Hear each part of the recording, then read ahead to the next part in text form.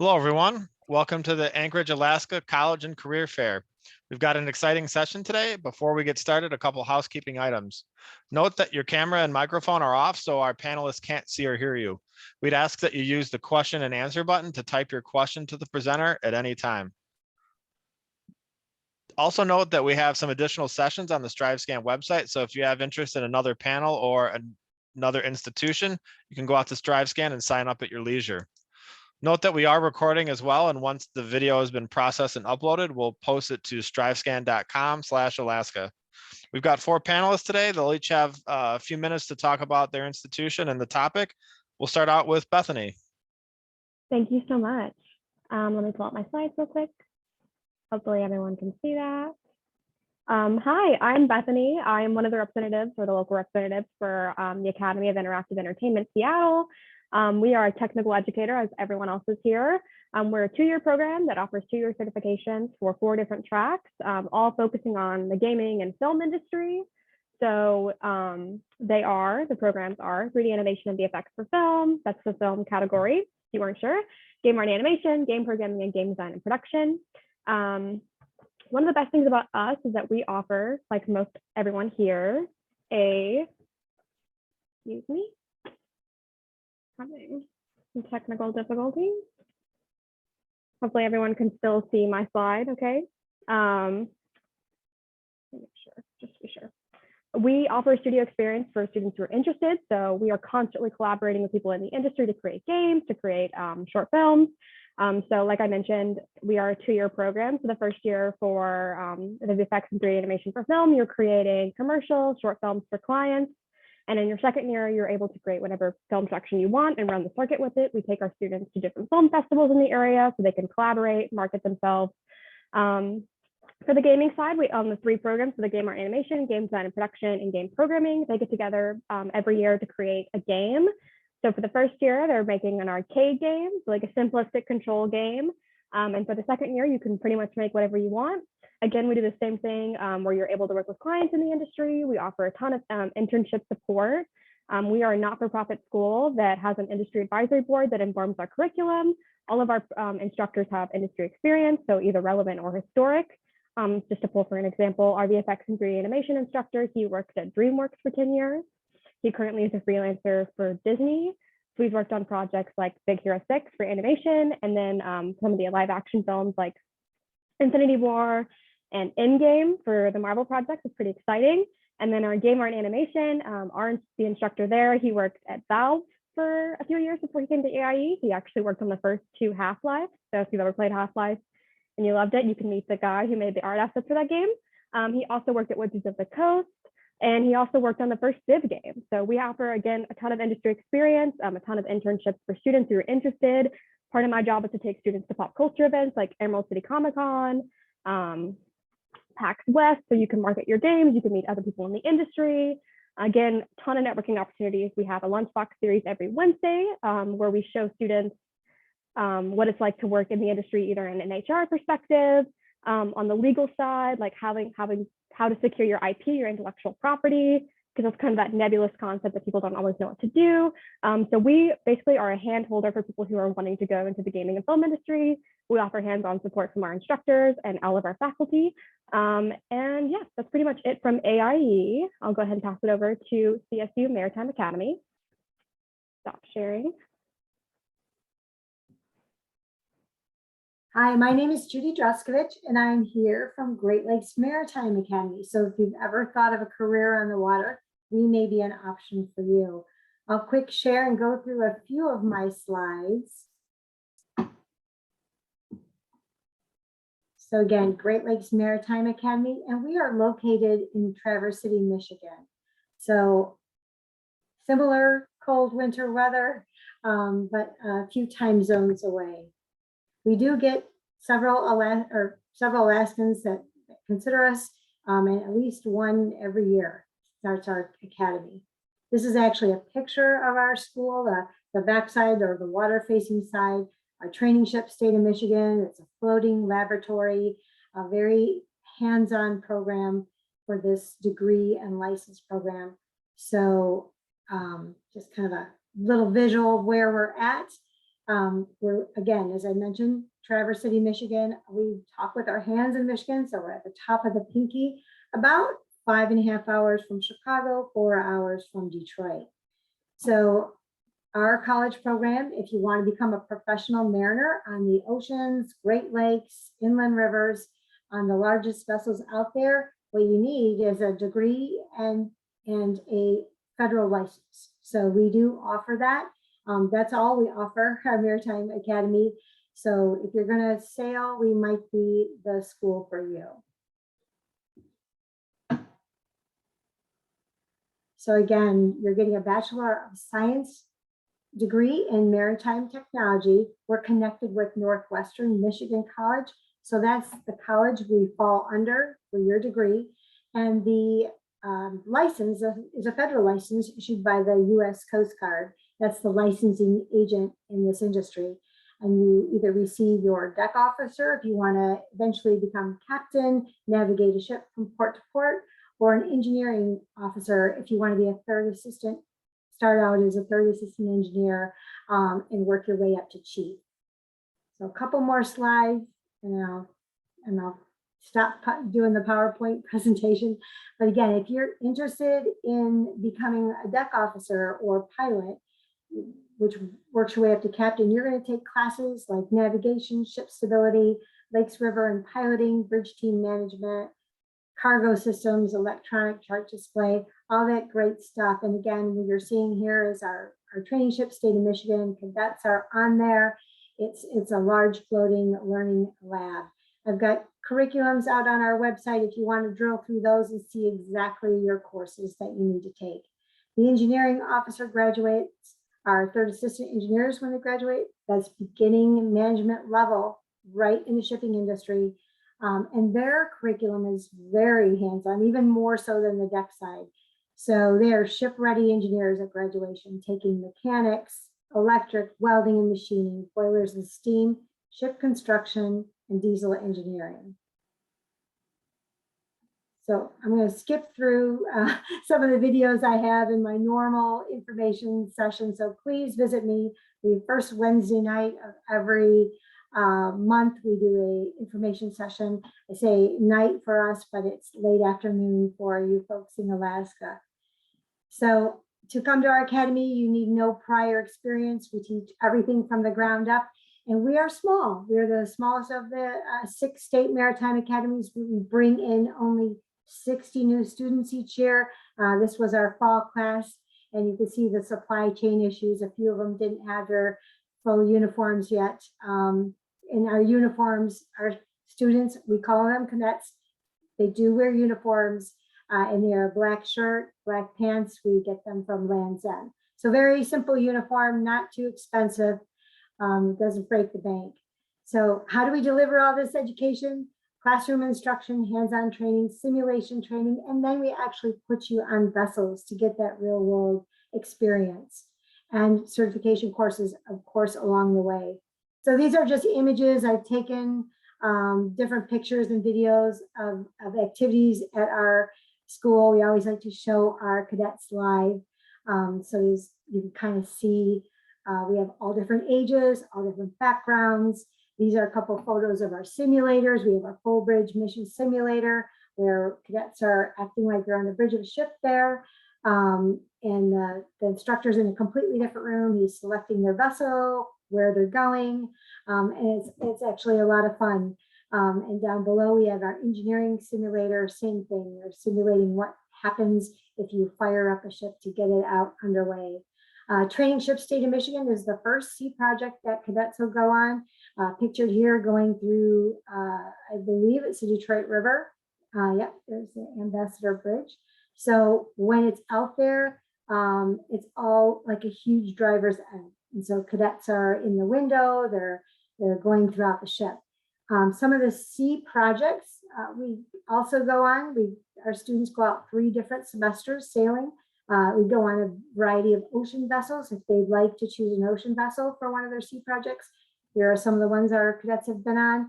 And they also go on the lakes vessels, those huge 1,000-foot freighters on the lakes. A lot of ship handling happens on the lakes, so we like to make sure cadets get out there and get that experience.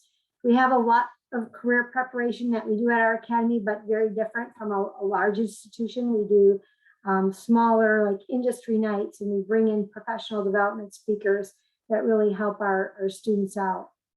We have a Navy Midshipmen program if you have interest. The highlight there is $32,000 right now for tuition assistance, which is phenomenal.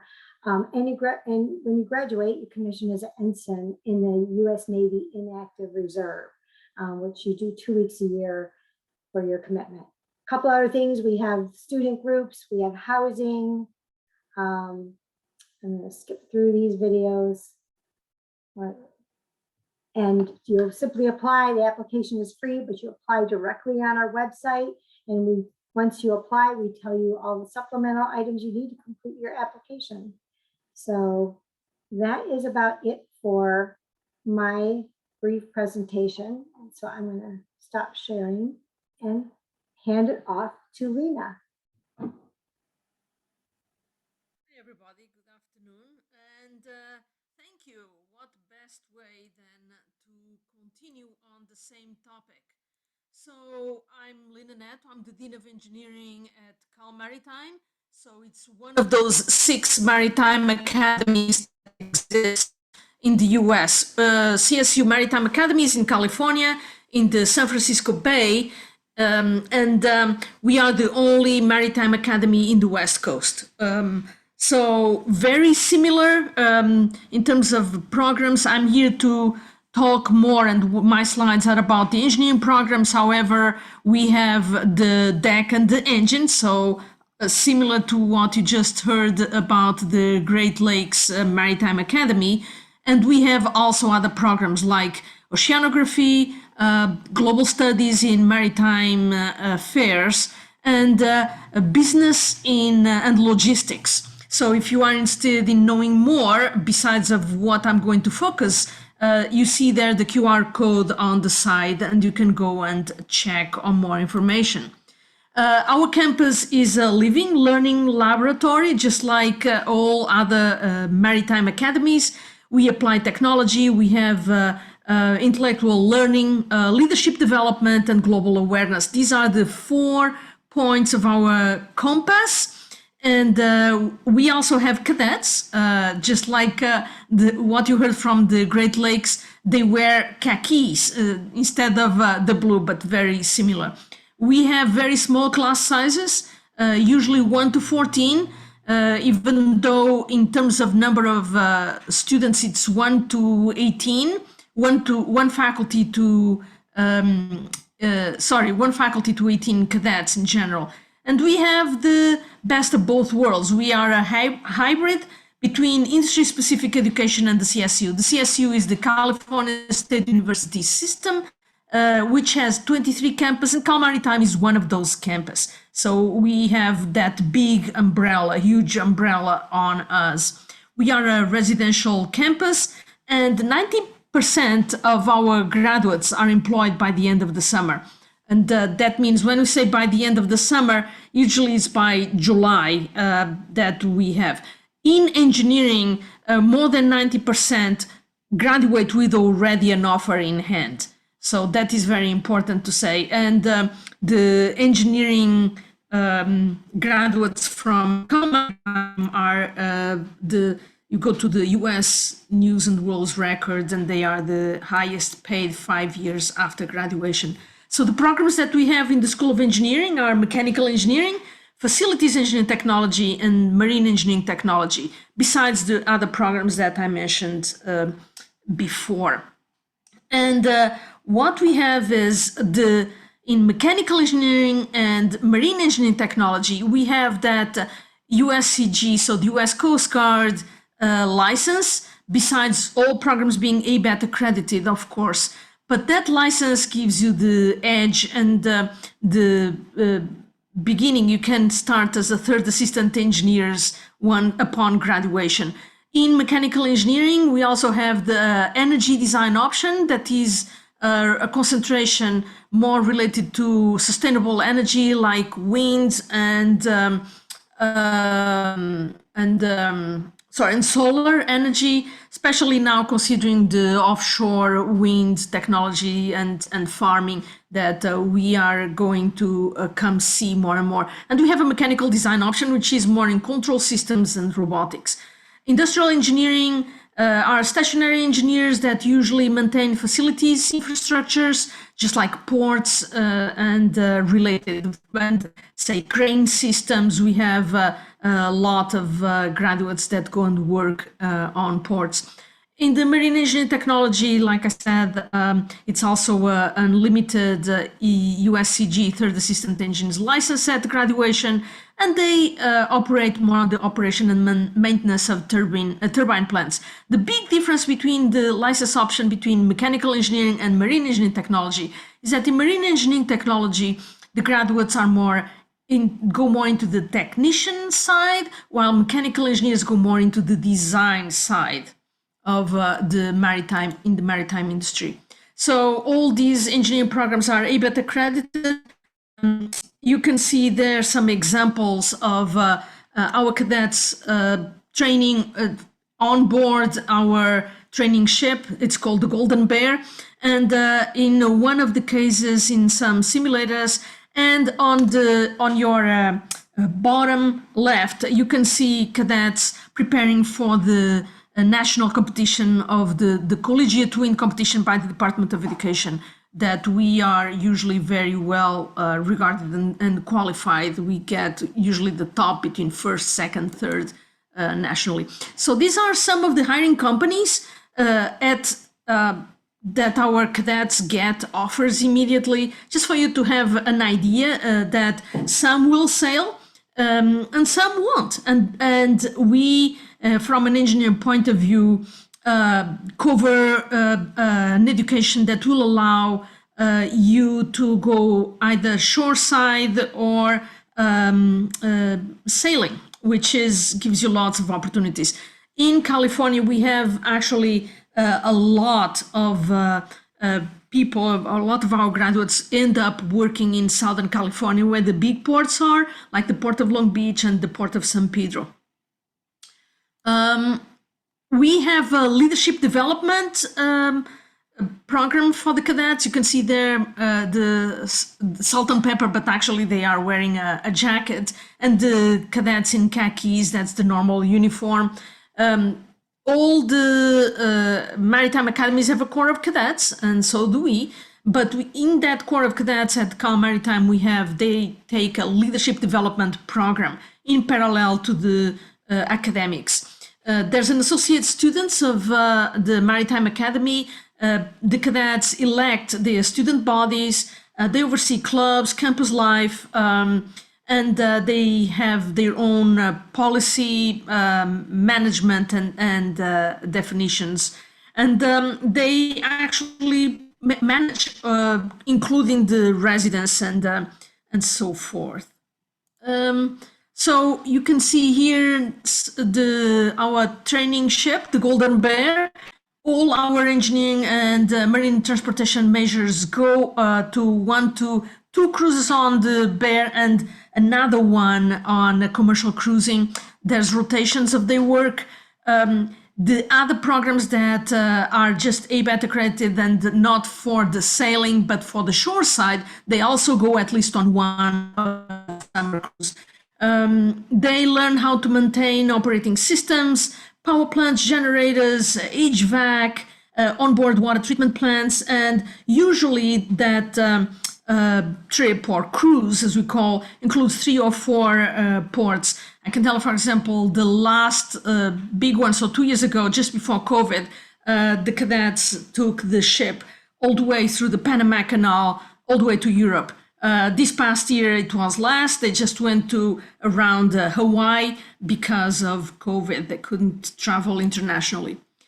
So engineering is an impacted program. We require a GPA minimum of 3.0 for all engineering programs, and multiple factors considered. So it's not SAT score or anything like that. So contact our admissions office because they will tell you more about what those requirements are. I'm sorry. So in terms of costs, if you are from a WE state, there's a tuition that is slightly lower than, not slightly, it's lower than if you were just an out of state. The big expense is room and board that we estimate at about almost $12,000. And then there are the fees like uniforms and the safety gear, say for welding and the machine shop and so forth. And depending on if you go on an international experience, LC training costs between $5,500 and $6,500. But don't let these costs discourage you, because there are scholarships and they vary a lot on the type of scholarship that you have. Some will require essays, some don't. Some it's just on merit, and some are just on need. So, and we have a very good financial aid office that will be able to answer all those questions. So again, if you are interested in contacting us to know more about the programs and how to apply, how to get admitted, go to the Office of Admission. It's admission@csum.edu or call 707-654-1330, and we will make sure that you get all your answers, all the answers to your questions. So thank you so much. And I think I'm going to pass it now to Raymond. So let me stop sharing. All right. Thank you. All right, so I get to be the hometown person here. My name's Raymond Weber. I'm the interim dean of the Community and Technical College here at UAA, so University of Alaska, Anchorage. And one of the things that I came here to talk about is maybe something that's a little less my programmatic centric, though we have a number of programs that many of you are probably already aware of. For example, we have piloting. You've heard the maritime, we've got the aviation piloting. We also happen to have aviation maintenance technicians. So you can learn to repair and get certified to repair aircraft, aviation management. We also have construction management. So it helps you work as a lead in a construction firm or company. A number of our folks are or former company owners. We also have occupational safety and health, which handles just that, OSHA, or in our case, ACOSH. And we have those from bachelors, and we also have associates, and we have occupational endorsements. So short trainings to get you ready to start into those careers. We also have computer networking, and we have construction, architectural engineering technology, which is actually designed to help you design. Not quite as far as Bethany's Academy of Interactive Entertainment, but it's set up to design buildings, but also graphic design, graphic mapping, and all sorts of different careers, from marketing and advertising and graphic design to actually working with engineering firms to develop and design different programs. We also happen to have culinary arts. So we have a program that is set up and accredited by the American Culinary Foundation, which actively allows you to test for your chef exams if you go through our program. And we have a number of things, including bakery and culinary arts OECs to start the process in an AAS in culinary arts. And we have transportation and power, which includes our diesel division, automotive division, both of which deal directly with fixing and maintaining different automobiles or generators or any of those. We also happen to have welding and non-destructive testing. So you learn to weld and get AWS certified, American Welding Society certifications, and non-destructive testing certifications, where you examine and test materials without breaking them. So you want to find cracks in materials before they fall apart. We also happen to have ROTC, and both Army and Air Force, and a apprenticeship technologies degree. So it's an AAS that if you go for your apprenticeship and you become a journeyman, you can count 38 credits towards that. So if you want to go out there and be a carpenter, you can work towards your associate's degree simply by being an apprentice. And then we have a bachelor's that is a completed degree known as a Bachelor's of Science in Applied Leadership Technologies. But that allows you to go through, and we have the way for you to get your associates, we have a way to get your associates to your bachelor's, and from an occupational endorsement to your associates. So these are training and stack credentials. I'm going to break from what we were doing, and I'm going to ask everybody else to go ahead and turn back on your cameras if you're okay with it. Dave, I'm kind of diverting here for a second. One of the things I wanted to point out, and it jumped to my head while I was listening to everybody else speak, that every single one we talked about is a success to a job offer, a pathway to a career, not just a job. And you look at my background's in aviation. I like airplanes. I'm not a sea person. The water's not necessarily for me, but there's a lot of careers and pathways that we've brought up. I have probably the most varied options, but we have this huge path of career. And one of the things that I have noticed that we tend to forget, this is especially students, is that this starts with just an interest, taking a class or a pathway, and don't limit yourself to thinking that that's all a school has to offer is the English to math. Look beyond that. You get those. Those are important skills. But let me point out that to be successful, you're going to be able to expand beyond that. Those career paths available. Many of you are probably listening right now going, I want to make a video game. I know how this goes. If my son heard it, he's 11, he's downstairs right now. If he heard it, he'd be like, I want to make a video game. There's a lot that goes into that though. And what about traveling the world? It's a whole lot more, okay, I'm going to tell myself here, it's a whole lot more fun probably to get into the different ports and examine the world than be a glorified bus driver, fly from Alaska to Japan, spend a night in a hotel, fly back. You probably got a lot more things to do. So what do you guys think? What do you think is one of the key indicators of a successful career path through these types of educational opportunities?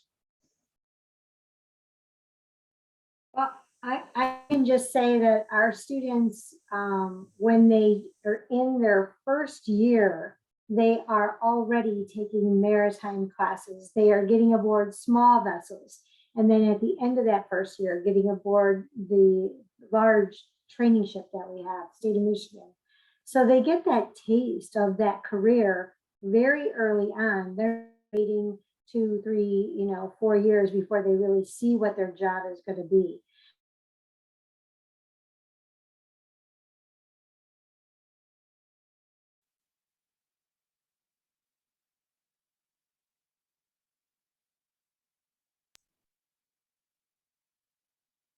I think you went quiet. Hold on. Oh, sorry, can you hear me? Yep, Yes, there we now. go. Whatever it is, it looked very animated and insightful. Talking with my hands. Yeah, sorry, I was too far from my camera, I think. But I'm just saying, I think students get that taste of their career early on in these technical programs, so they know whether this is going to be a career for them or not very early. That was my point.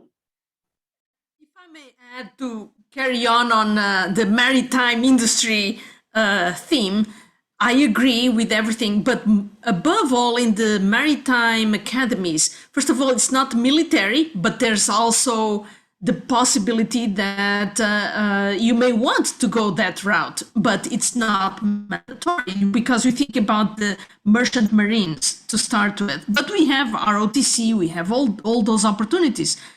But the main point too is you may start a career, say sailing, and say 5-10 years into it, you decide, do you know what? I want to stay more close, say, to family. That's, for example, my father was a decky, and that's what he did. And you still have a career. There's all those opportunities out there that it's a world. It's not like you get a rigid instruction that is going to, and the rigid career that doesn't give you mobility. You have lots of choices even later in life, 5 years later, 10 years later, and it's always learning. It's always progressing. It's not like you have to restart if you decide to shift and say, I don't want to sail now, I want to come on shore, but it's just a shift, but it's not like a restart of a career. Yeah, and it seems like a lot of these different programs that everyone's talking about, like these skills are interchangeable. Like you don't have to go in, at least with AIE, you don't have to go into the gaming or the film industry. Obviously, there's relevant skills in any program that you take that you can take with you to other different career paths. So don't feel like you're like trapping yourself in a box if you go to a technical college. All that is just hands-on learning. So. And I do want to say one more thing. Always, it's good to keep your mind open, and you may want to take the culinary path that Raymond talked about, but then you're thinking, boy, but I really like ships. But culinary, there is a pathway to be a steward or chef on board a ship. So just keep your mind open and keep growing as a student, and you'll find these connections. That's very important, and the hands-on learning is critical at this junction, because that's also like you pointed out, Judy. That's how you also get to know if this is the direction you want to go. So I think every one of our programs of this group here, you start by doing something. You may be taking math, but you're also going to be there. We're taking trigonometry while they're welding to get the angles right. Our computer networking folks start screwing up the internal network, not the university network. Internal network, day one, they say, okay, fix it. And it ends horribly. It's beautiful. So, that's one of the things that we offer, is not only a pathway to a very flexible career path, like Lena said, but also a very, very lucrative direction too. These are careers that you can make a solid, very excellent living doing. And that's something that a lot of people tend to forget, is you can enjoy it, you can work with materials, you can do things, and you're not going to have the second job to do it. These are all very lucrative pathways. Go ahead, Bethany, sorry. Oh, I'm sorry, I wasn't trying to say anything. I forgot I was unmuted.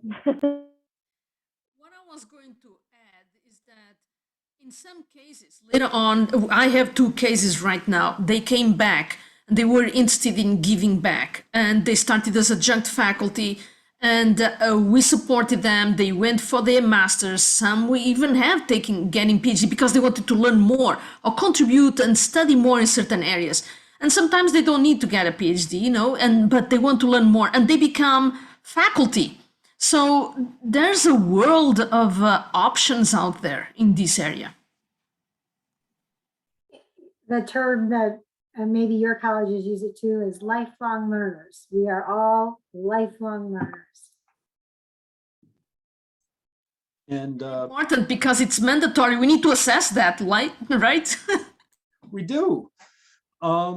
And that's something, before we got started, I met with Judy real quick. And one of the things that kind of flows in, most institutions or groups have pathways. So if you started, I'll use the example, Alaska is notorious for this.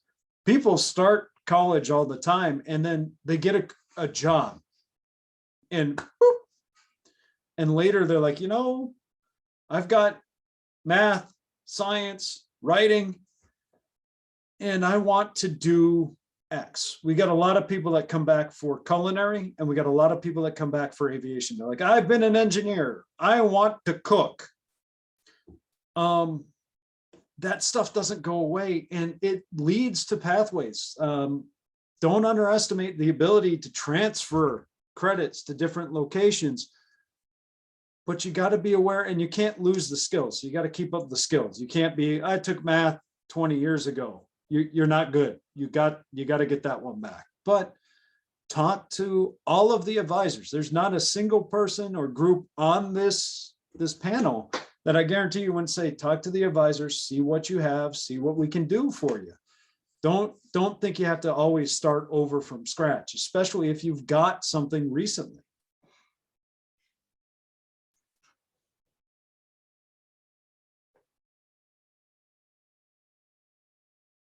Stunned silence again. I'm back in the classroom. I was going to add that actually sometimes or lots of times those more mature cadets or students that already know what they want because they are a little bit more mature. I'm not saying older necessarily.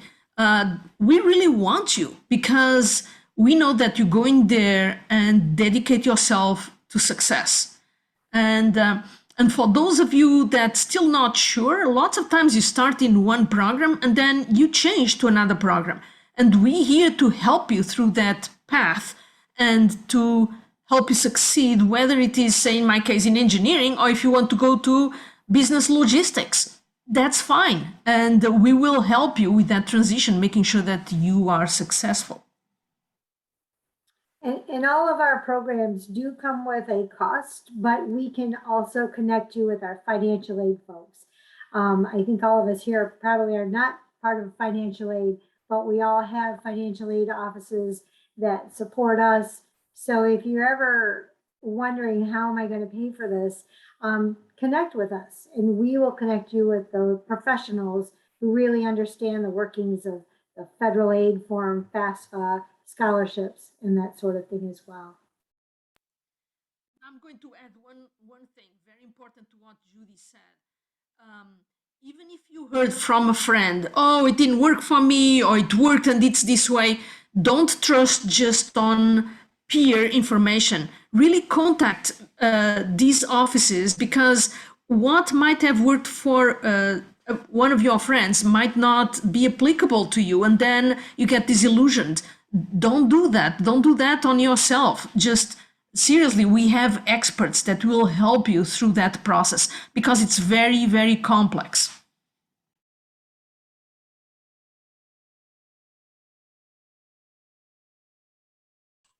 Got to remember to unmute. We're kind of hogging the show. Bethany, what do you got?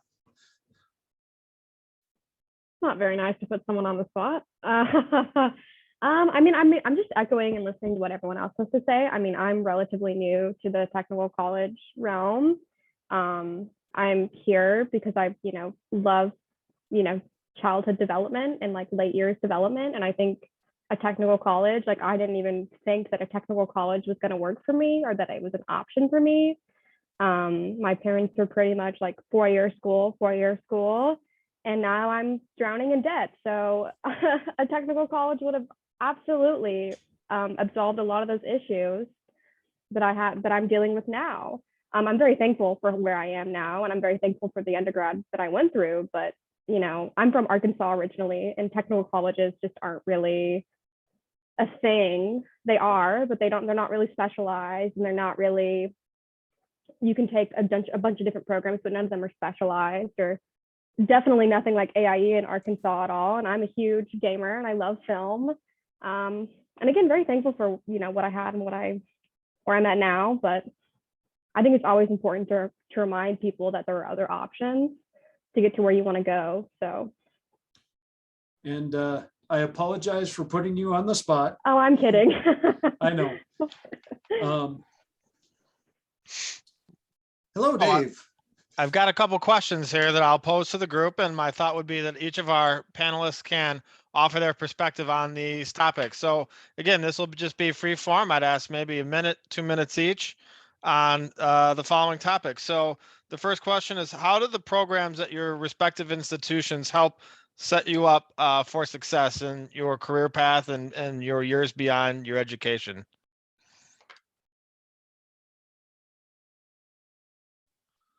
So we'll just start at the top. Bethany, maybe you could lead us off.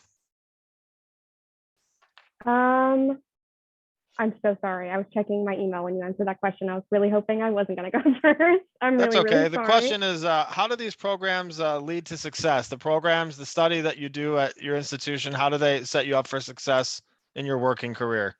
Sure. Okay. So with AIE specifically, everything we're doing is hands-on, industry informed. So, you know, whether you're doing 3D animation, VFX, or film, or any of our game development educations, you're constantly working with not only your faculty members who are industry specialists, they've either had current or historic experience. We also have students who are working in the field, you know, now and bringing that expertise with them. So you're able to bounce ideas off students, faculty, lovers of the industry, whether that be gamers or film aficionados. So obviously there's that. We also offer a lot of industry support. So we have a job coordinator to locate internships while you're at AIE, or a job coordinator once you graduate. 70% of our graduates are actually working in the industry right now. We are certified educator by COE. So again, 70% of our graduates are working in the field, and the other 30% are using those skills elsewhere. So we teach 3D modeling for 3D printing. So people take that to the military or to Google or to Amazon, because those skills are relevant elsewhere, which is why I mentioned earlier, like you don't have to go to the gaming or film industry if you want to go to AIE. There are tons of options to go other places, but this is obviously a hands-on, if you're wanting to enhance your digital skills, if you're wanting to, you know, get into the tech industry in some capacity, this is definitely a stepping stone for that. And yeah, that's what I would say for the AIE part. Thank you, Judy. So I would say our academy prepares students or cadets, as we call them, for a successful career, because we're building in internships along the way as well. So students are not only taking classes, participating in labs, hands-on learning, but they are getting 3 built-in internships where we are placing you out on our training ship for a full semester, or a commercial ship, sailing all around wherever your ship goes for a full semester. So that really gets you ready, prepares you for a career. You see what the officers do, you see what the folks that would be below you do, the entry-level folks, and you really see how the ship runs. You see how the business runs. So you are ship ready when you graduate. So I think that really sets up our cadets for success. Well, and I'm going to continue on that. I mentioned not that we don't have only programs for sailing, but they're very flexible, because the way we prepare the cadets through those sailing experiences or not, but even when they are sailing, they are learning techniques and technology that will be applicable to many other settings. So that is where they become successful, because if they go to an internship or in another company, let's say they're going to work for a refinery, for example, the technology that they're going to use, what they learn is most the same, which means that they can make that switch very, very quickly and adapt very quickly, and they'll be successful that way. So we're preparing them to solve problems no matter the setting, and that's very important. They'll be successful no matter what, unless they really don't want the job and they don't want to work. But our cadets, our graduates are very successful because of that. And I would, in many ways, echo that. But one thing that we tend to forget about is also many of our programs, at least especially if mine, lead to certification that is recognized at a higher level. You know, pilot certificate, aviation maintenance certificate, chef certification, welding certification, automotive certification. These are all embedded, and those tend not to go away. Once you get those certificates, those lead to other pathways.